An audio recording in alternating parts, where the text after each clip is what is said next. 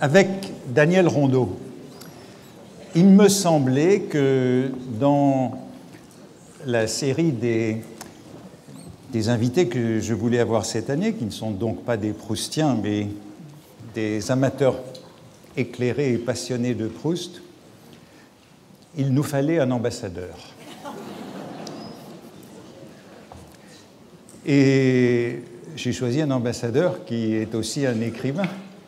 Daniel Rondeau est aujourd'hui, comme on dit, notre ambassadeur, ambassadeur de France auprès de l'UNESCO depuis l'année dernière.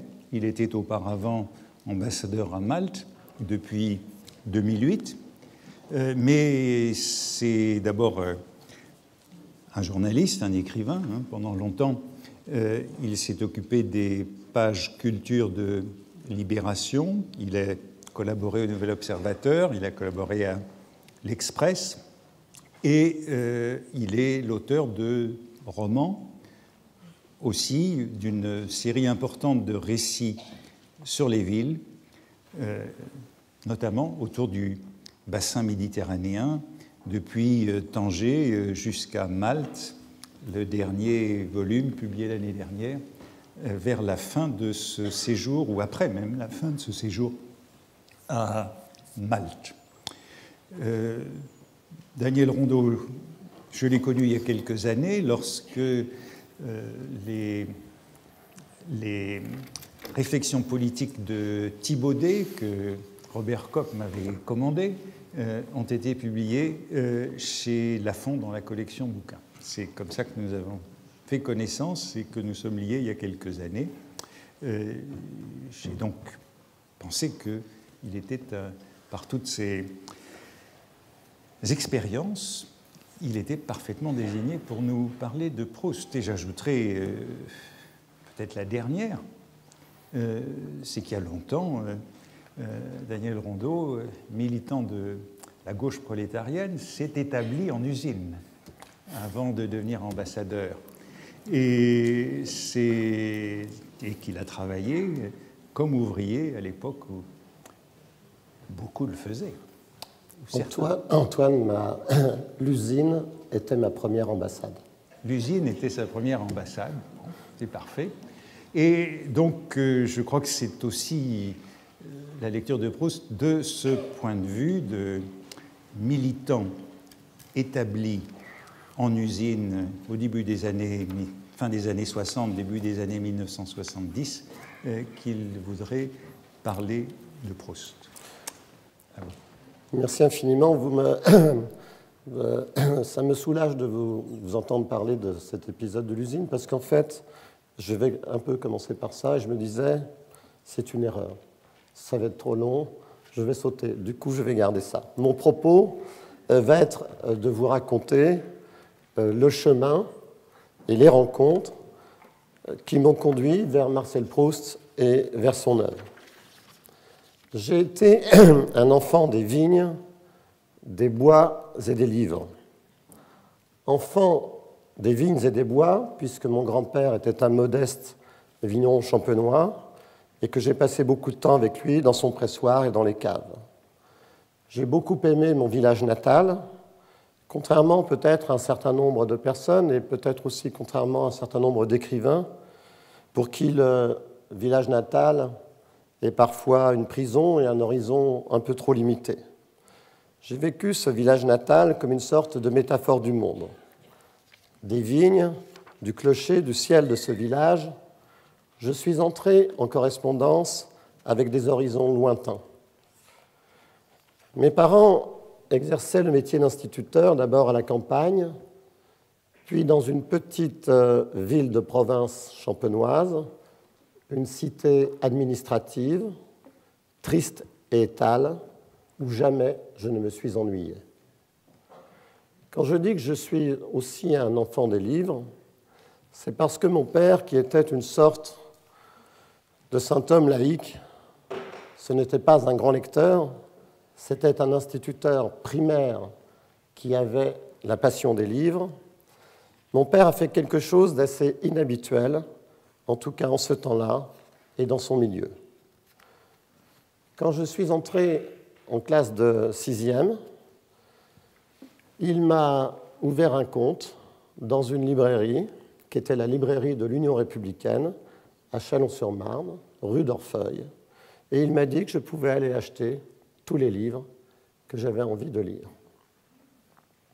Quel cadeau royal pour un enfant qui est passionné de lecture. Je venais en sortant du lycée avec ma bicyclette. Je regardais l'aventure de la librairie. La littérature française était un jardin. Je découvrais Giono, Aragon, Malraux, Céline, Camus, Morand. J'ai beaucoup profité de cette facilité qu'il m'avait donnée. J'ai beaucoup lu. Mais Proust n'est pas entré dans mon paysage. Un peu plus tard, je me souviens m'être débarrassé d'un ami qui me parlait avec beaucoup d'insistance de Proust, en lui opposant, de toute la hauteur de mon ignorance, cette phrase que l'on prêtait, sans doute injustement, à André Malraux, « Ah, Proust, un écrivain pour concierge ». En fait, Malraux s'était expliqué en quelques lignes dans une lettre qui a été publiée récemment chez Gallimard, lettre choisie, passionnant volume de correspondance établi par Jean-Yves Tadier. Et en 1971, Jean-Yves Tadier, justement, spécialiste de Proust, avait envoyé à Malraux son livre « Proust et le roman ». Et Malraux l'a remercié d'un mot bref qui commence ainsi : « Même si je n'aime pas Proust, je le tiens pour l'un des plus grands romanciers de ce siècle. » C'est justement en 1971 que je quitte Paris, le matin du 13 juillet, direction Nancy et l'usine. À 20 ans, j'avais été happé par le grand monôme de mai 68 et j'avais rejoint le camp des rebelles. Intelligents et sots, nous levions haut nos cœurs dans le ciel de foule déracinée. Nous tirions des plans sur la comète de Mao et de Mandrin, nous nous gorgions de mots simples, nous nous fabriquions une idée impitoyable des vertus républicaines que nous mixions à de guerrières fariboles. Nous faisions du bruit dans l'Hexagone, nous passions des alliances avec tous les oubliés de la prospérité. Des plus idéalistes, mais aussi des plus hâbleurs ou des plus comédiens, nous faisions nos chefs. Nous avons ainsi hissé sur nos pavois des lamineurs lorrains, d'agiles marocains sortis des chaînes de Billancourt, mais aussi d'hirsutes zonards et bon nombre de policiers camouflés qui étaient chargés de nous infiltrer. Nous disposions de l'arme absolue, la passion. Cette passion nous aveuglait. Et j'ai commencé à penser à de plus rudes décors que ceux du quartier latin. Je voulais poser ma tête sur le billot des établis et tenter de renaître autrement dans la brutalité ouvrière, dans l'humilité la plus totale, confronté à la réalité, fort peut-être de cette conviction qu'avait déjà eue Simone Veil avant nous, comme l'a remarqué Christian Jambet, que ceux qui s'affrontent à la machine, qui font corps avec elle, leur offrent une connaissance immédiate, plus vraie, d'une présence inaccessible aux voies de l'intelligence discursive. Nous étions bien loin de Combray, loin du grand hôtel de Balbec, loin de la littérature, loin des oreillers, loin des caresses et de la tendresse, même si je sais bien que Proust a fait entrer dans son univers des employés des trains ou des employés des téléphones, des commis de commerce et d'hôtel, et même des électriciens, et que le narrateur nous confie « Je n'avais jamais fait de différence entre les ouvriers, les bourgeois et les grands seigneurs, et j'aurais pris indifféremment les uns et les autres pour amis, avec une certaine préférence pour les ouvriers, et après cela pour les grands seigneurs, non par goût, mais sachant qu'on peut exiger d'eux plus de politesse envers les ouvriers qu'on ne l'obtient de la part des bourgeois. Je passais quelques années à l'usine, je ne vais pas vous raconter ces années d'établissement, mais vous comprendrez facilement que cet exil dans quelques usines des bords de la Moselle n'a pas, à ce moment-là, vraiment facilité ma rencontre avec Proust. Sachez seulement qu'un jour, ayant mis avec mes camarades la clé de la Révolution sous le paillasson, mais continuant pour quelque temps encore à travailler de mes mains pour gagner ma vie, je suis allé à pied du bas quartier où j'habitais jusqu'au centre de Nancy. Franchissant la Meurthe, dans la chaleur d'une fin d'après-midi, j'ai aperçu une petite flottille de yawls sur les eaux déjà basses de la rivière. Des étudiants de l'école des mines tiraient sur leurs avirons.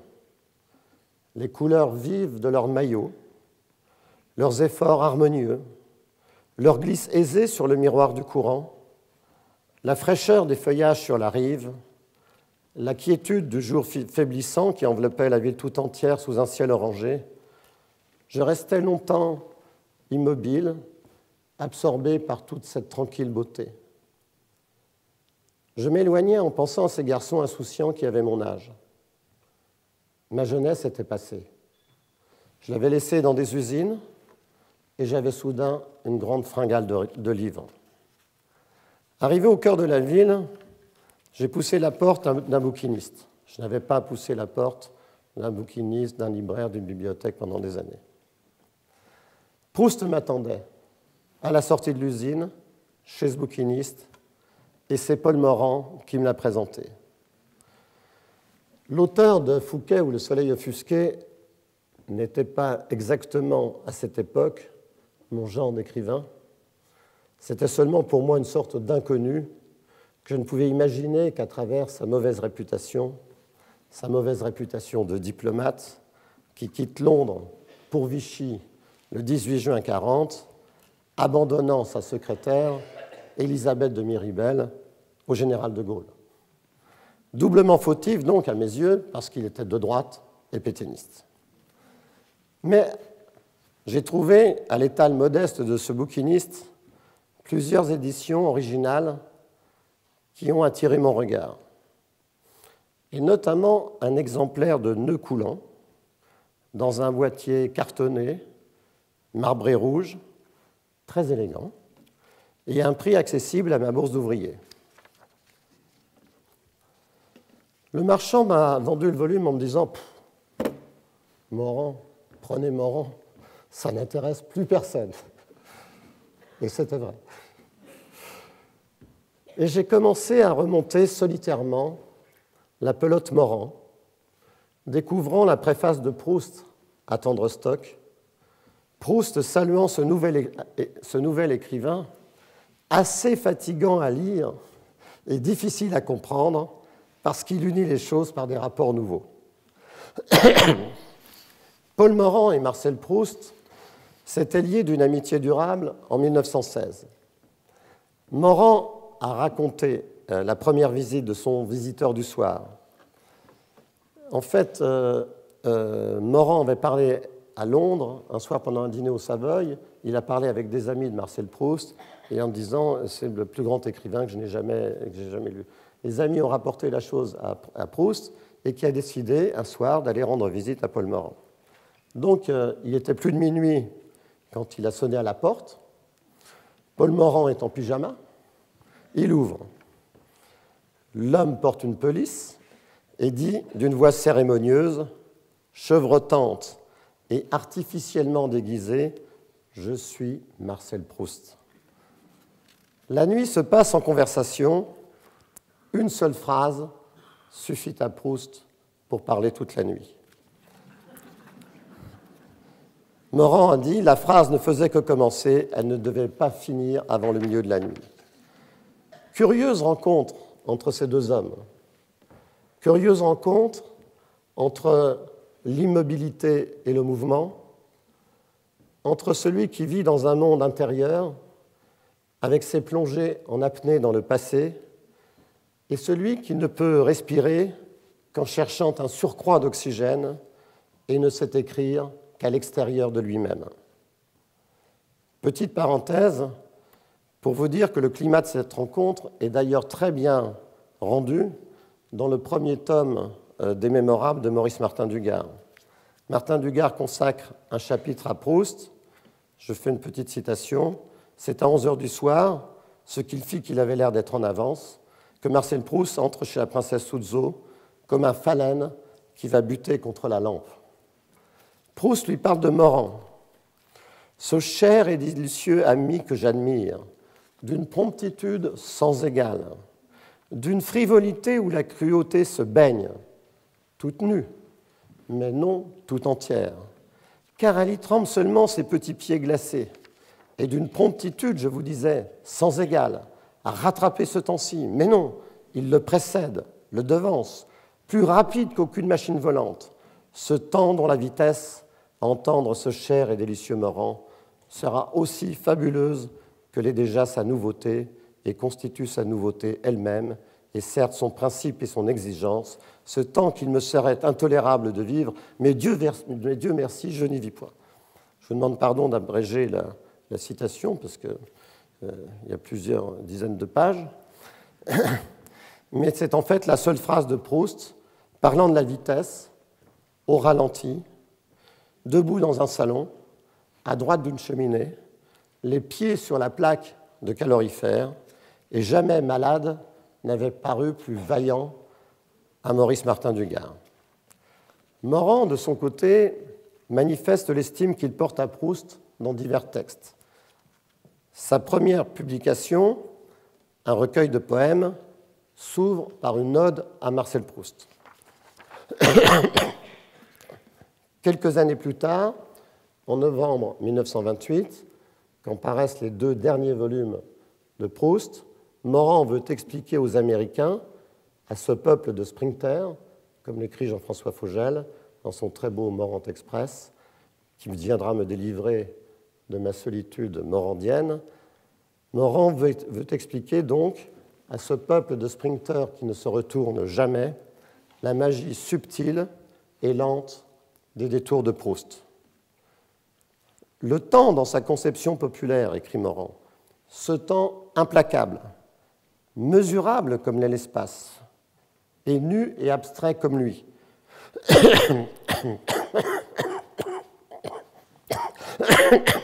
Je vous prie de m'excuser, je suis victime d'une clim.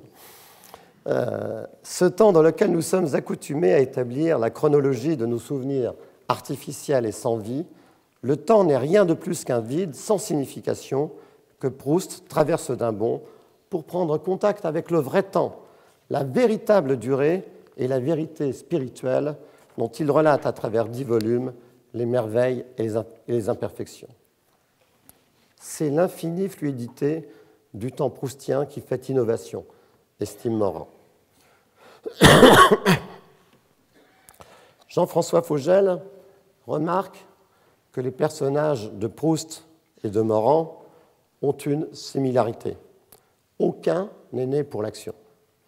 Qu'ils traversent tantôt un salon ou tantôt un continent en une page ne change rien. Ils n'ont pas de réel désir d'agir parmi les hommes. Les personnages de Morand, même globetrotters et pressés, restent à l'image de Verdurin, Bloch ou Charlus, trop établis pour avoir besoin de pratiquer l'entourloupe et la générosité. Pour Proust et Morand, l'humain est brutal, rétif devant l'entraide et pas capable de s'épancher en certains moments limités. L'admiration et l'amitié de Morand pour Proust ne se sont jamais démentis. Dans le journal inutile de Morand, 1968-1972, Proust, pourtant disparu depuis si longtemps, reste une présence essentielle, comme Saint-Simon, mais plus imposante. Présence qui surclasse, et de très loin, celle des contemporains les plus nommés par Morand. Jean d'Ormesson, Valéry Giscard d'Estaing, Maurice Reims, Jean Cocteau ou Charles de Gaulle.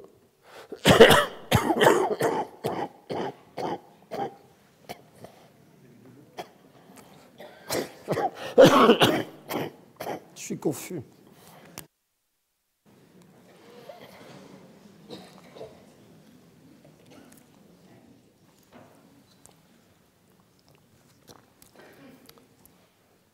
Si vous permettez, je vais vous faire quelques citations du journal inutile de Morand sur Proust. 7 juillet 69. Je donnerai au musée Proust d'Illiers les 6 volumes de l'histoire de l'affaire Dreyfus, de Rhénac, dont Proust m'avait fait cadeau pour m'apprendre à ne pas être antisémite, disait-il. 17 juin de la même année. Inutile d'écrire des romans si l'on n'entre pas dans ces personnages, soit par médiumnimité, comme Balzac, soit par bonté d'âme, comme Flaubert, soit par intelligence, comme Proust. Une dernière citation de 68, 8 septembre. Le sentiment de l'amour n'a rien de commun avec l'objet qu'on aime. C'est une phrase de Benjamin Constant, et elle est à la source de toute la littérature moderne depuis Proust. Pour revenir à cette période de sortie d'usine, je dois préciser qu'en même temps que je découvrais Morand, j'ai aussi commencé à lire ou à relire Barrès. Lui aussi me rapprochait, sans que je le sache, de Marcel Proust. Vous savez combien de fois Proust a écrit à Barrès pour lui dire ce qu'il lui doit.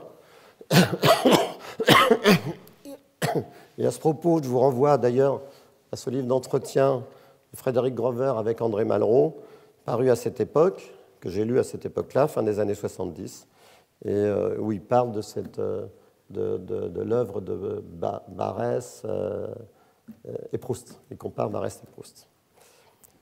Fin des années 70, c'est aussi à ce moment-là que je découvre un écrivain atypique, Daniel Halévy, dont la barbe et la lavalière et les velours dataient du XIXe siècle, quand l'ancienne humanité était encore intacte.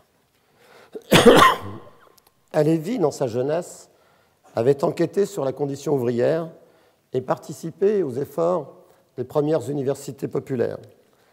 Et c'est pour ça que je le lis, car il me rattache encore d'une certaine façon à ce monde des usines que je vais quitter. Proche de Charles Péguy, c'est sans aucune hésitation qu'il avait décidé de se battre aux côtés de Zola et de Péguy contre la lâcheté des journaux, du Parlement, du monde. C'était un humaniste qui connaissait et aimait notre pays, notre histoire, et qui l'a souvent analysé avec une intelligence diaprée.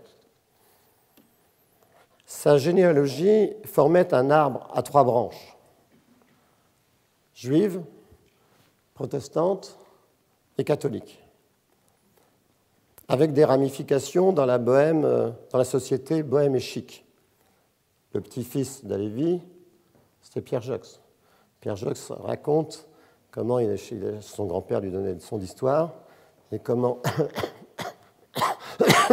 dans la maison de campagne de son grand-père, il a rencontré Malaparte, qui lui avait offert un vélo de course rouge. L'un des personnages des Pays parisiens de Daniel Halévy, à mon sens l'un de ses plus beaux livres, c'est Marcel Proust. Élève du lycée Condorcet, son professeur se nommait Mallarmé, Halévy se lie à Marcel Proust. Il figurait parmi nous, écrit-il, une sorte d'archange inquiet et inquiétant. Nous l'aimons bien, nous l'admirions, pourtant nous restions étonnés, gênés par l'intuition d'une différence, d'une distance, d'un incommensurable, invisible et réel entre nous. Nous voici dans la cour du lycée, 3 ou 4 vigoureux garçons, Jacques Bizet, Fernand Gregg, Robert de Flers, et nous devinions soudain une présence. Nous sentions un souffle près de nous, quelques frôlements sur notre épaule. C'était Marcel Proust, venu sans bruit, comme un esprit. C'était lui, ses grands yeux d'oriental, son grand col blanc, sa cravate flottante. Daniel Halévy et Marcel Proust sont d'ailleurs suffisamment amis pour qu'Halévy lui vante la beauté d'une crémière de Montmartre. Fière et charmante beauté qui dépassait toute attente. Entre le Moulin Rouge, le Rat-Mort et la Truie qui file, Madame Chirade, pas Chirac, Madame Chirade, c'était son nom, était une des gloires du Montmartre honnête. Proust, immédiatement, dit à son ami qu'il serait intéressé. Est-ce qu'il est possible de voir Madame Chirade? Et voici les deux garçons qui stationnent devant la boutique de la rue Fontaine et regardent de loin Madame Chirade, allant et venant, occupée à servir ses clients. « Je n'avais pas exagéré, écrit Halévy. Elle était magnifique. J'entends encore la voix de Proust murmurant à mon oreille « Qu'elle est belle !» Et il ajouta, la littérature ne cessant de hanter nos esprits, « Elle est belle comme Salammbô. » Puis, après un silence sans doute consacré à une courte et fervente admiration, de nouveau s'adressant à Halévy, il lui dit « Crois-tu qu'on puisse coucher avec elle ?» Proust avait acheté des fleurs et était allé faire une proposition malhonnête à Madame Chirade, qui avait décliné fermement, mais avec le sourire. Je pense qu'il est impossible d'avoir été chassé plus gracieusement qu'il ne l'avait été, écrit Halévy. Morand, Barrès, Halévy, et de façon plus anecdotique, André Malraux, voici donc ceux qui m'ont permis ce premier contact avec la silhouette et avec l'œuvre de Marcel Proust. En 1981, Serge July m'appelle pour me proposer, comme l'a rappelé Antoine Compagnon, les pages livres et culture de Libération. J'avais publié quelques articles qui apparemment avaient eu un petit écho, notamment un portrait de Leonard Bernstein que j'avais rencontré à Vienne quand il dirigeait Mahler. Il ramenait les symphonies de Mahler dans la capitale viennoise. Et j'ai refusé la proposition de Serge July en lui expliquant que, j'avais passé des années sans ouvrir un livre et que même si j'étais en train d'essayer de combler mon retard, je ne me sentais pas capable de diriger des pages littéraires, c'était de la folie, et que d'autre part, j'avais commencé un livre et que je souhaitais me consacrer à cela tranquillement, lisant, écrivant. Serge July m'a répondu que mon attitude était tout à fait incompréhensible, que je faisais une erreur grave, et qu'enfin, l'histoire ne passant jamais deux fois les mêmes plats, j'allais rester tout seul toute ma vie sur le quai de ma gare. Un an plus tard, il m'a rappelé pour me dire qu'il arrive exceptionnellement que l'histoire passe deux fois les mêmes plats et qu'il m'attendait. Libération, à cette époque-là, était encore un quotidien gauchiste, aux mœurs relativement sauvages, mais où liberté rimait avec créativité. J'ai réuni une équipe assez talentueuse. Elle comptait même un futur professeur du collège. Je vois qu'Antoine Compagnon cherche. Et le jour du Goncourt, j'ai demandé à Roger Stéphane, que j'avais lu, mais que je n'avais jamais rencontré, je lui ai téléphoné pour lui demander un papier sur le Goncourt de Malraux. Contre l'avis du petit establishment de l'époque, notre sempiternelle tribu instruite, qui m'a signalé que je faisais écrire un has-been. Après 3 papiers dans Libération, s'il avait été has-been, il ne l'était plus. La première fois que nous nous rencontrons avec Roger Stéphane, c'est lors d'un dîner à la maison. Nous étions 3, Noël, Roger et moi, et nous nous livrons à une sorte de balayage général de nos passions littéraires et politiques. Et nous devenons amis.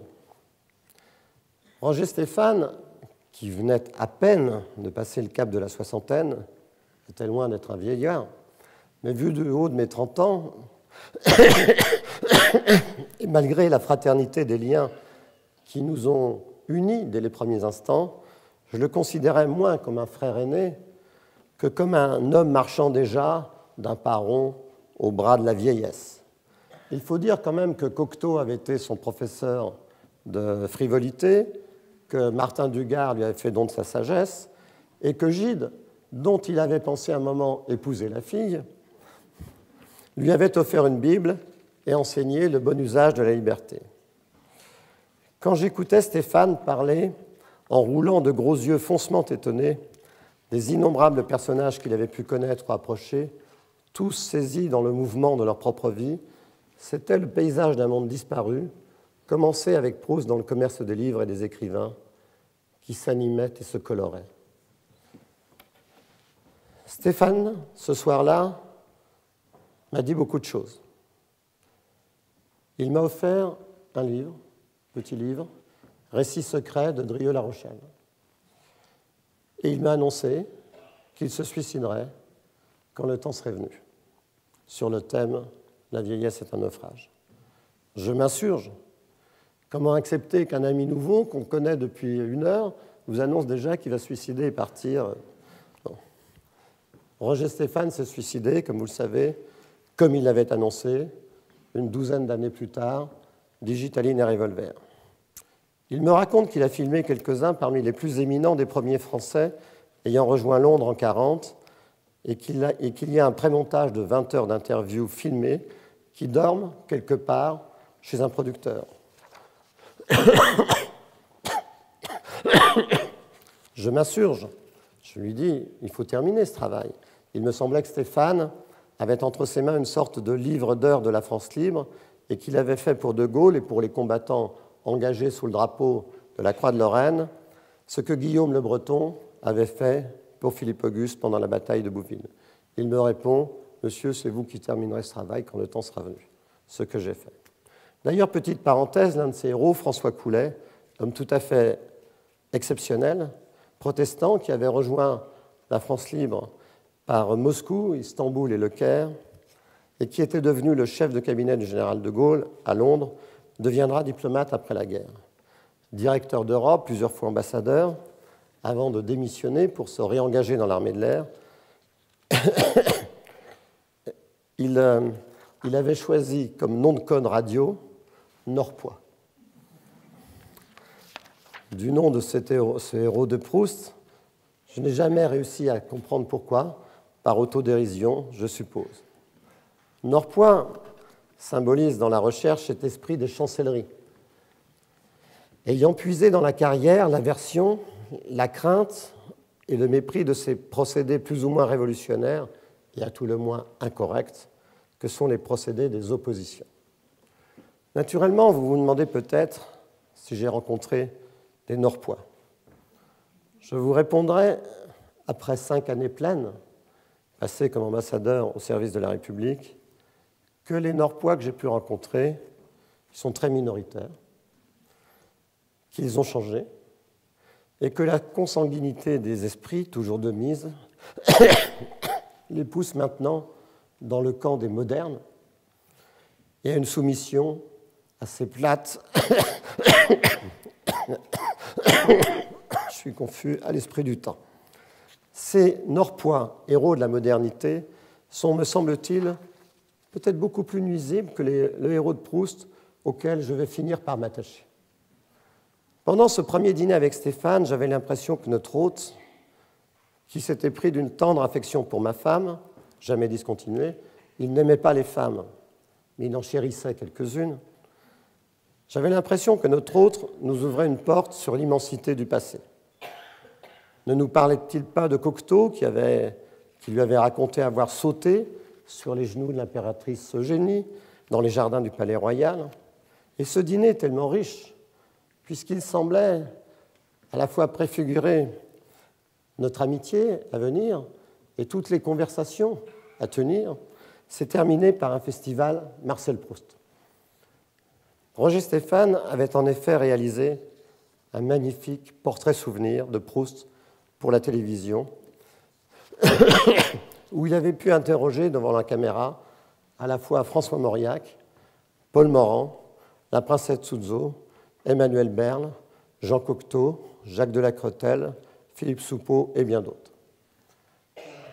Roger nous raconta donc cette émission, agréablement surpris de constater qu'un suppôt du gauchisme comme moi, qu'il pouvait peut-être penser inculte, avait réussi à nouer de mystérieux liens avec quelques-uns de ses personnages, pas toujours très connus. Je crois me souvenir qu'il nous a ce soir-là, en quelque sorte, offert une sorte de best-of de son émission, que je ne verrai que beaucoup plus tard, interprétant chacun des personnages avec plus ou moins de réussite. Mauriac. Mauriac, je peux l'imiter assez facilement avec ma voix. Mauriac. Vous voyez, jusqu'à Proust, on refaisait du Balzac ou du Benjamin Constant. Proust, c'est la poésie du roman. Cocteau rapproche Proust de Robbe-Grillet ou de Michel Butor. Cocteau fait une magnifique description de Proust, allongé dans sa chambre, qui, dit-il, ressemblait au Nautilus, et vivant dans un labyrinthe de politesse et d'impolitesse.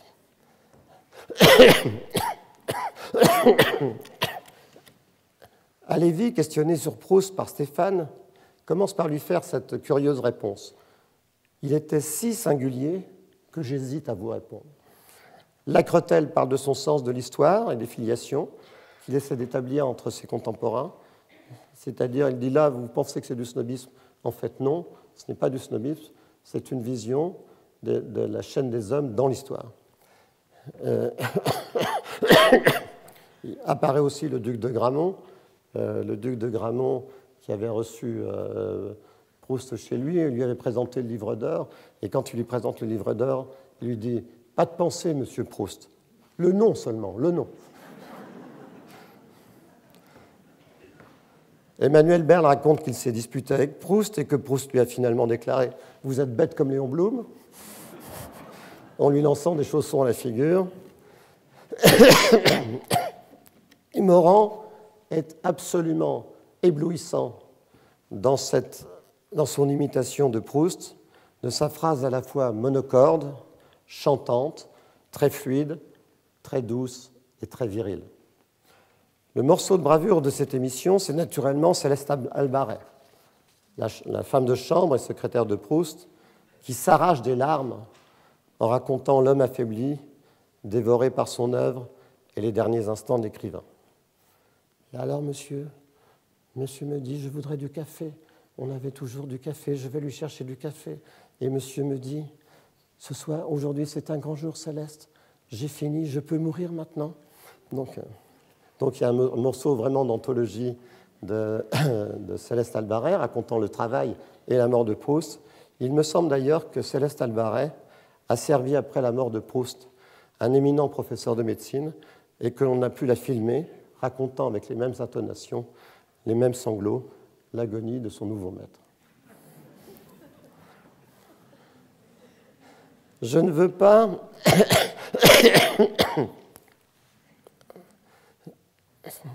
pas évoquer cette époque de libération sans parler de Bayon. Entré par la porte du courrier des lecteurs à Libération, il était devenu, sous le pseudonyme de VXZ, l'une des signatures fétiches du journal. Il officia longtemps et officie encore à la rubrique rock, se penchant sur les textes de Marianne Faithfull, de Johnny ou de Michael Jackson, comme s'il décryptait des textes de Germain Nouveau ou de Jean de la Ville-Mirmont. Bayon, écrivain assez fascinant, personnage érudit, discret, fidèle, perfectionniste, aimable et légèrement obsessionnel. Rieur aussi, presque enfantin, même s'il arrive que son cœur se fiche dans une mélancolie qui n'est pas tout à fait d'enfance.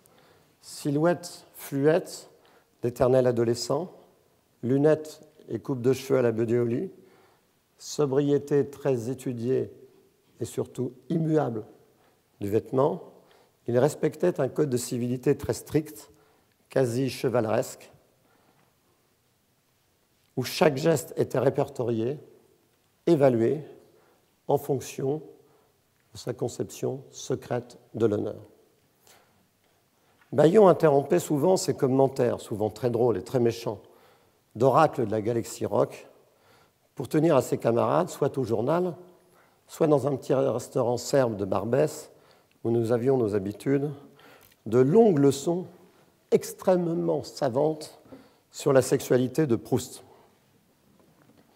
Il pouvait parler pendant des heures de Jupien, des bordels de garçons que fréquentait Proust, mais son morceau de bravoure, celui qu'il se régalait à nous servir, heureux de déceler ses copains ignorants, et encore plus heureux, si c'est possible, de nous voir contaminés par un malaise collectif que son accumulation de détails, que je vous épargnerai, énoncé sur un ton très articulé pour que l'on n'en perde rien, un ton détaché comme si tout cela était normal, avait contribué à créer.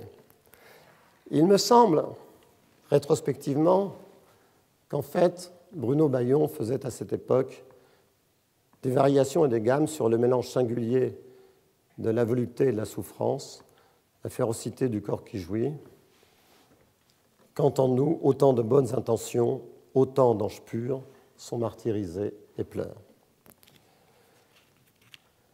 Dernière étape, enfin, de mon pèlerinage proustien, Saint-Moritz, à la fin d'un hiver de neige. Un homme me tend les bras en rugissant dans le hall de l'hôtel Schweizerhof.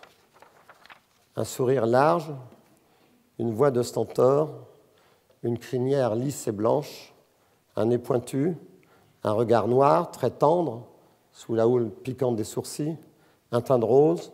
C'était Heinrich Maria Ledisch-Rowohlt, grand éditeur allemand, inventeur du livre de poche, le Rororo, et patron spirituel de l'édition mondiale. Il s'avança vers moi, un cigare à la main, dans un panache de fumée. Les fenêtres de l'hôtel découvraient un panorama de glace éternelle et il neigeait sur l'Oberengadin. Après une tasse de café, suivie de quelques Bloody Mary, malgré l'heure matinale, nous avons commencé à parler. J'étais venu l'inviter à brasser quelques souvenirs.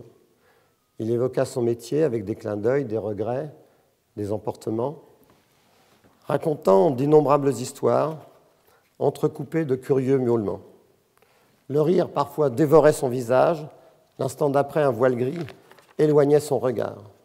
Il me donnait des nouvelles des vivants et des morts, de ces auteurs sur lesquels il veillait, Beckett, Mishima, Sartre, Céline, et je pouvais voir battre son cœur. Vers 15 heures, nous avions parlé seulement de littérature. Il s'écria « Vous ne connaissez pas Jane, c'est ma femme. Elle et moi, nous sommes comme le soleil et la lune. Nous allons la retrouver, nous sommes inséparables. » Je fus présenté à Jane, anglaise, d'une élégance rare. Jane est l'un des personnages d'Ada de Nabokov. Et nous partîmes bras dessus, bras dessous. Nous nous sommes quittés seulement le lendemain matin. Nous étions amis. Ce n'est qu'un peu plus tard que j'ai appris les conditions de leur rencontre, en 1956. Rowohlt n'avait pas pu publier Proust, faute d'argent. C'était l'un de ses grands regrets d'éditeur. Il le regretta encore plus le jour où il voulut conquérir celle qui allait devenir sa femme. Jane était mariée quand Heinrich l'a rencontrée. Tombé immédiatement sous son charme, sachant qu'elle ne vivait que pour la littérature, il lui parla. Elle, distante, un peu ennuyée, « Ah, on m'a dit que vous étiez éditeur, mais qu'avez-vous publié exactement ?» Lui, emporté, charmeur, sûr de lui. « Ah, mais tout, ma chère, tout! Ah, tout! Camus, Nabokov, Hemingway, Sartre. » Et elle, à brûle-pourpoint, dans un battement de paupières. « Tout, vraiment ? Alors, vous avez publié Proust ?» Et lui, décomposé, « Proust ? Non, pas Proust. » Ce jour-là, Jane, qui avait appris le français dans la recherche, qu'elle connaissait par cœur, lui avait parlé de Proust avec une telle exactitude que, fasciné, il avait décidé de l'épouser. J'ai dit que nous étions devenus amis. Nous sommes revus le plus souvent possible, chez eux en Suisse, dans une maison que je louais dans le Limousin, à Londres et à Hambourg, ou le plus souvent à Paris. À Paris, Jane invitait Noël au défilé des collections Saint-Laurent. Heinrich y assistait aussi sans rien perdre du spectacle, les mannequins et les robes. Je l'ai retrouvé le soir et nous allions souvent dîner chez Pharamond, près des Halles, un restaurant que Jane avait fréquenté avec son père lorsqu'elle était enfant, et où elle prétendait, non sans raison, que l'on servait les meilleures pommes soufflées de Paris. Tous les trois me commentaient le défilé. Noël me racontait qu'au premier rang, découvrant les merveilles des robes, Jane récitait des phrases entières de Proust qui lui semblaient correspondre soit à l'ambiance du défilé, soit à la texture ou à la coupe particulière d'une robe.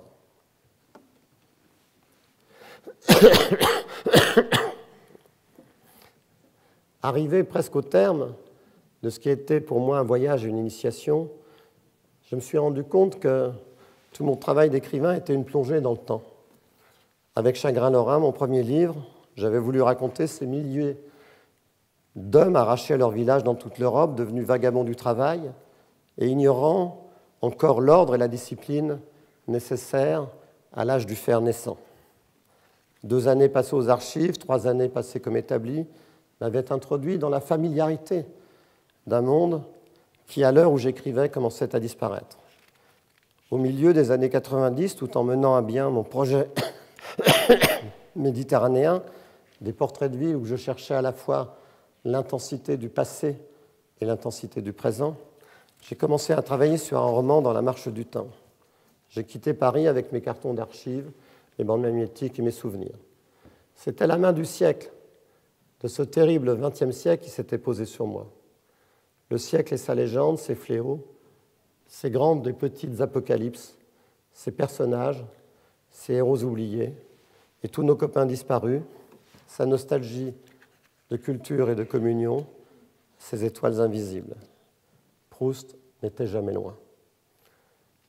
Écrire, dit Claudio Magris, c'est aussi marcher le long du fleuve, remonter son cours, repêcher des existences naufragées, retrouver des épaves accrochées aux rives et les embarquer sur une précaire arche de papier. C'est l'arche de Proust qui nous a rassemblés ce soir.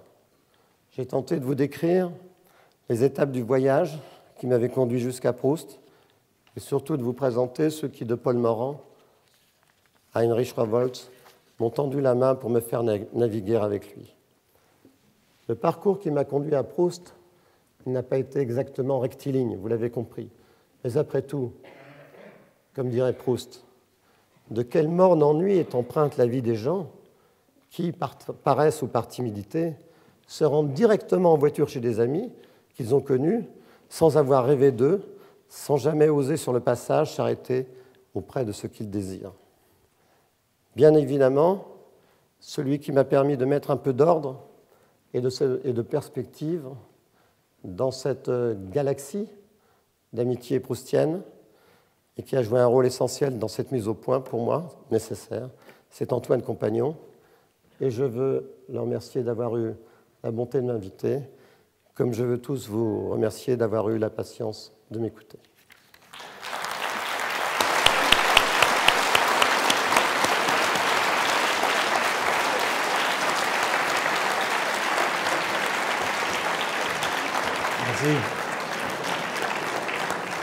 Merci.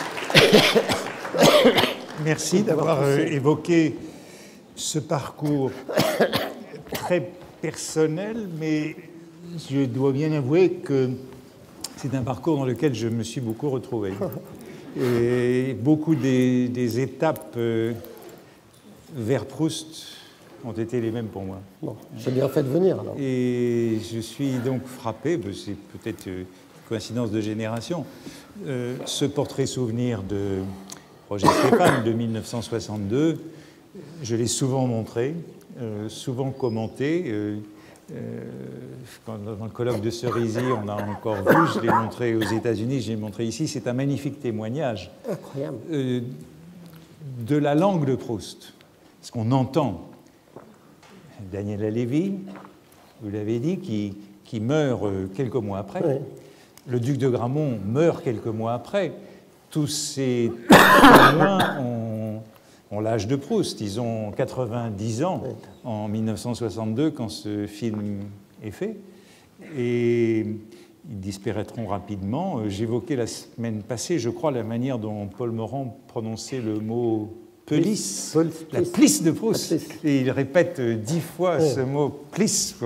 Et la manière dont parle Morand dans cette émission de télévision nous donne un sens de l'évolution de la langue qui est remarquable.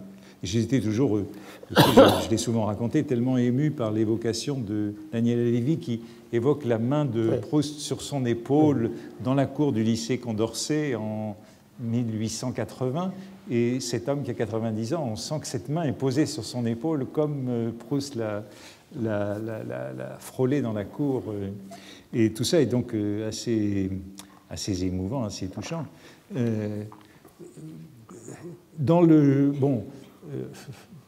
Quand j'ai lu le journal inutile de Paul Morand, donc je ne sais plus quand ça a été publié, il y a 10-15 ans, je ne sais plus. Il y a 7 ans.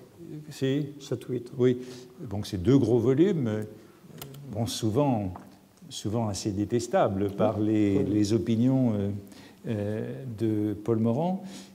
Et en même temps, les pages sur Proust sont d'une telle générosité, parce qu'en face de lui, il y a la princesse Soutso, qui, elle, reste assez antipathique et qui résiste à la gloire de Proust. Ce Proust qu'elle a connu jusqu'à sa mort en 1922 et qui est devenu le grand écrivain, elle n'aime pas ça. Elle dit on parle trop de Proust, on parle trop de Proust. Et Morand, au contraire, a cette sorte d'admiration pour Proust. Si mes souvenirs sont bons, il évoque même à un moment l'absence de générosité de Reynaldo Hahn à l'égard de Proust. Reynaldo Hahn, l'ami le plus fidèle de Proust, qui, dans les années qui ont suivi la mort de Proust, était déconcerté par le triomphe, par la montée au pinacle de la réputation, et ça le dérangeait. Paul Morand est de ceux que cela ne dérange pas. Même quand on lit Cocteau, comment s'appelle ce journal de Cocteau, dont on publie des volumes encore maintenant, j'oublie le titre, le journal de Cocteau, il y a des côtés mesquins à l'égard de Proust dans les réserves qu'il exprime. Chez Morand, jamais. C'est assez. C'est vraiment le personnage principal de son journal. Oui. L'admiration est totale. Saint-Simon en deux. Oui. Et il n'y a que chez Paul Morand qu'on trouve cela, j'ai l'impression, dans cette génération des jeunes gens qui ont découvert Proust avec Combray, entre 13 et 12. En 14. Et entre la publication et la mort de Proust, il y a cette génération de jeunes gens, et il est celui qui, d'une certaine façon, est le plus généreux. Alors bien sûr, moi je regrette de ne pas avoir rencontré Roger Stéphane. Roger Stéphane qui était aussi un personnage grand résistant, qui a pris l'hôtel de ville en août 1944. Le jour de son anniversaire, il y avait 20 ans. Et qui avait été formé par Cocteau, et qui est derrière cette très belle émission et derrière beaucoup d'autres choses.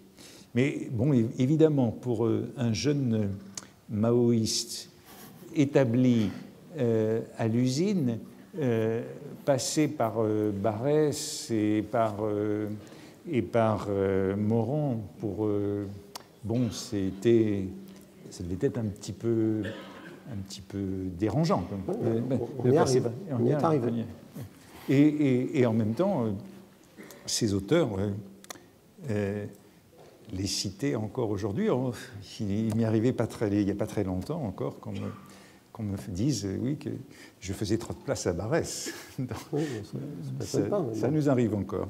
Et pourtant, il est bien clair que ce sont les auteurs avec lesquels Proust a grande affinité. Et en plus, Barras, Aragon, Malraux, Monterland, Oui. Camus, Oui. c'est la source, c'est Barras. Oui. Hein? Oui. Alors tout ça nous évoque évidemment de grands moments. Je crois que malheureusement Pharamond a dû fermer, si mes souvenirs sont bons. À une époque, on allait beaucoup. Non, mais ça, c'est un dîner proustien. On allait chez Pharamond. Plus de Pharamond, plus de Pharamond. Beaucoup de choses que vous avez. Oui, et puis les Mémorables de Martin Dugard, grand livre. Incroyable.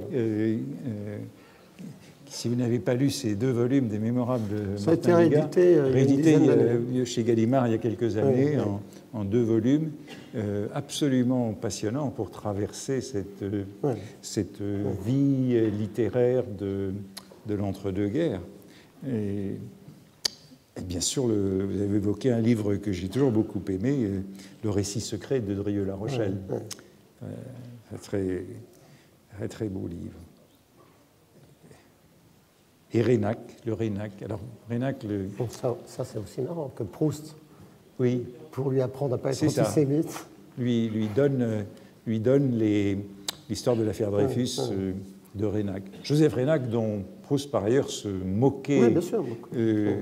sous le pseudonyme de Polybe pour ses chroniques de la guerre. Alors, oui, moi, je suis moins familier de Bruno Bayon, qui est moins ma culture. Je pense qu'il y a quelques personnes dans cette salle qui le connaissent. Oui. Même au premier rang, ma culture rock est plus limitée, mais non, mais d'abord, c'est un excellent écrivain, oui. Extrêmement singulier. Il a écrit un livre magnifique qui s'appelle Le Lycéen. Oui. Qui s'appelle Le Lycéen. Et il en a écrit d'autres, mais je pense que son grand livre, c'est Le Lycéen. Et d'autre part, ses chroniques étaient des chroniques savantes, très écrites. C'était de la dentelle.